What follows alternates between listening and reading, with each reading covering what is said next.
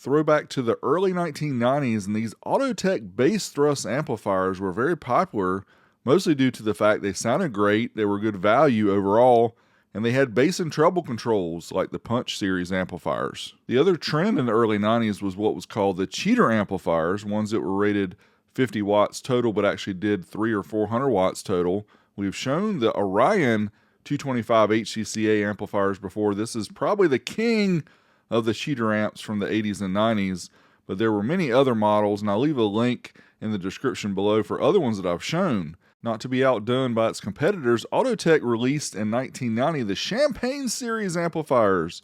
These are all-out competition amplifiers of Autotek's high-definition series with increased current capacities in both power supplies and audio outputs.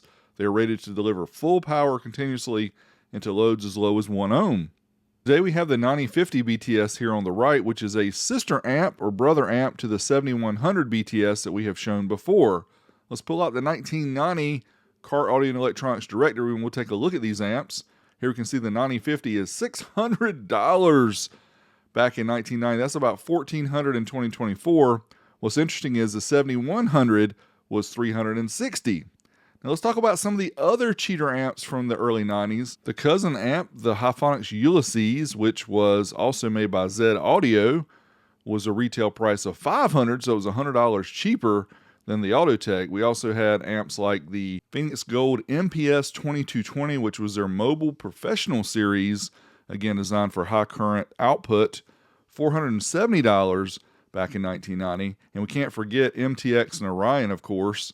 Back then, Orion was the most popular by far, with a retail price of $525 back then. Also, the MTX MTA 225 was $550. So as you can see, the Autotek was the most expensive in the bunch. It's also important to note those are list prices. Those are not the prices they sold for at the dealer, which were usually 20 to 30% less or so.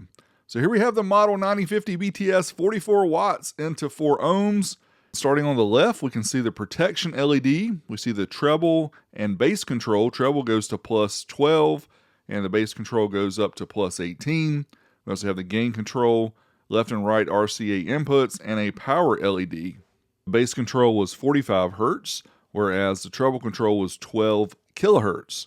Now on the opposite side, we just have a simple plug here for the speaker outputs, and then we have the power and grounds, which come directly out of the amp. This amp has been serviced and upgraded to larger power and ground cable.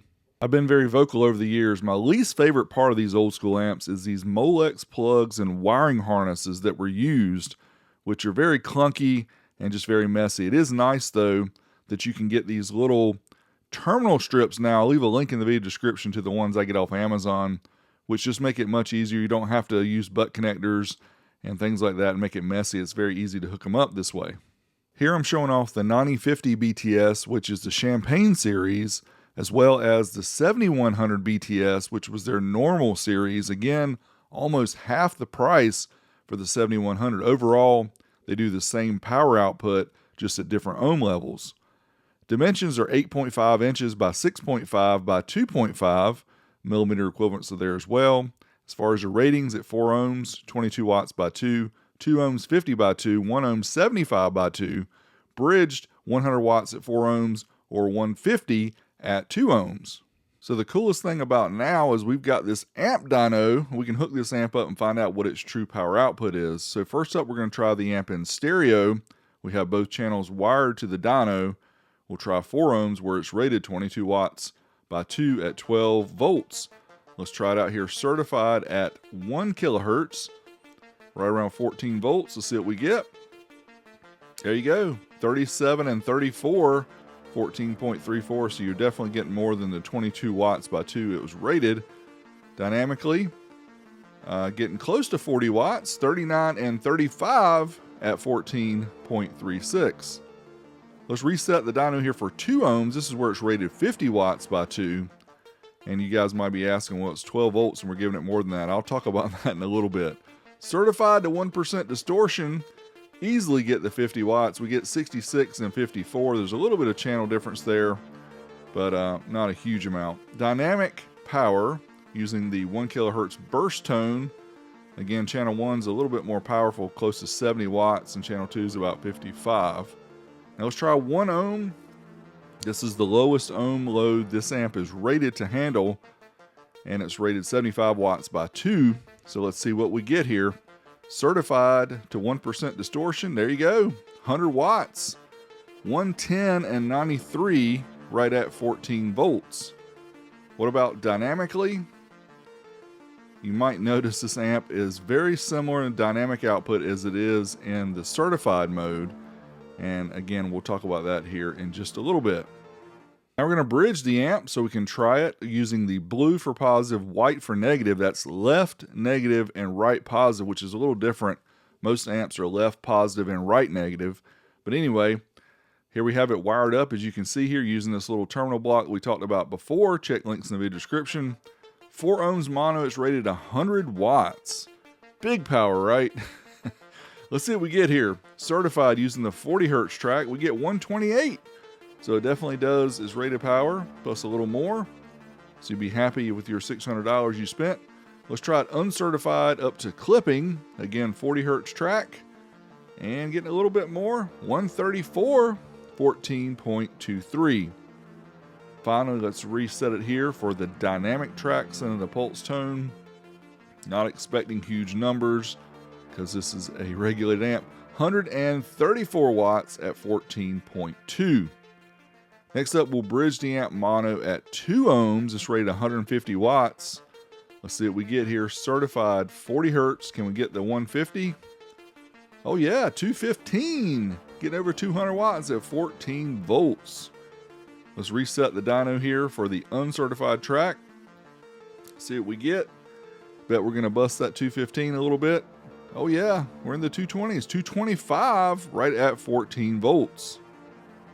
Now let's reset it one last time here for the dynamic burst. Can we beat 225? We're right at it. 224 at 14.12.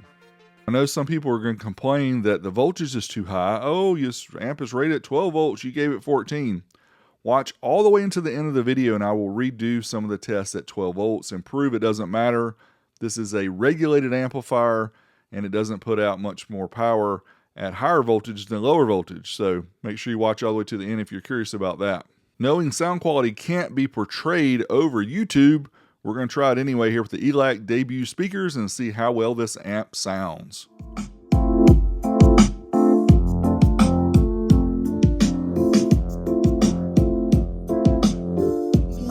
Feel the fire. We rise like tall buildings as the chemicals that take us higher. The night's young and it's just begun.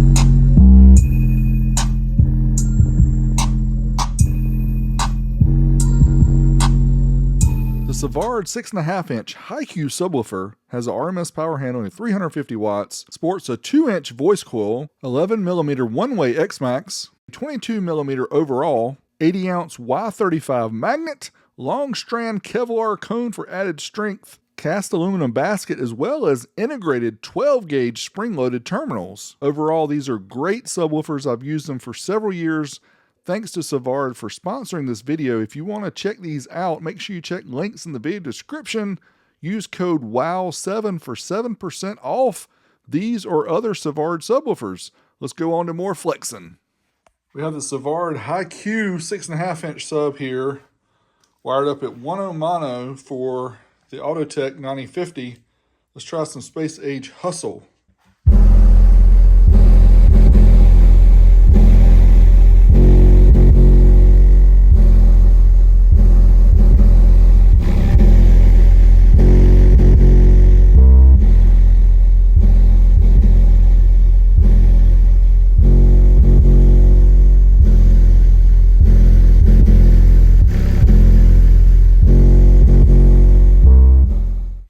Try the woofer test with the Autotek 9050 BTS.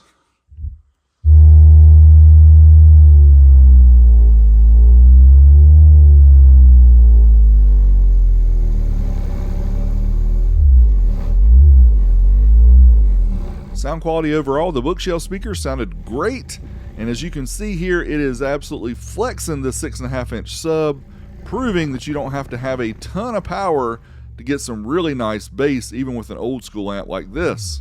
Now let's dive in and find out what's inside this Autotek 9050 super expensive amp back in the day. We have to take one of the side panels off.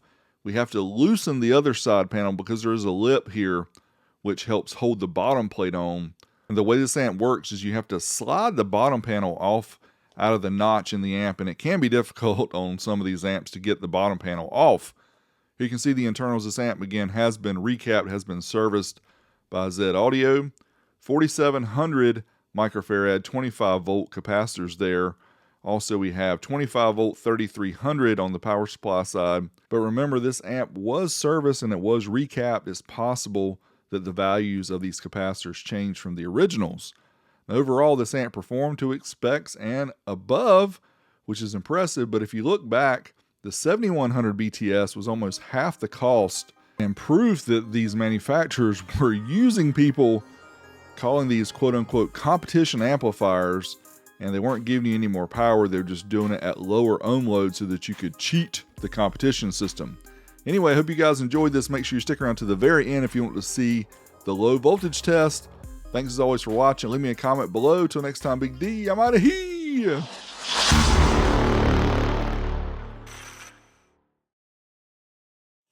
All right, for a fun comparison, we have the Autotek 9050 here on the dyno, bridged at 4 ohms. We're going to try it at 12 volts, 40 hertz. See what we get. Rated 100 watts. There you go, 130, so it still does the rated power pretty easily. Let's go back. Try it at 2 ohms.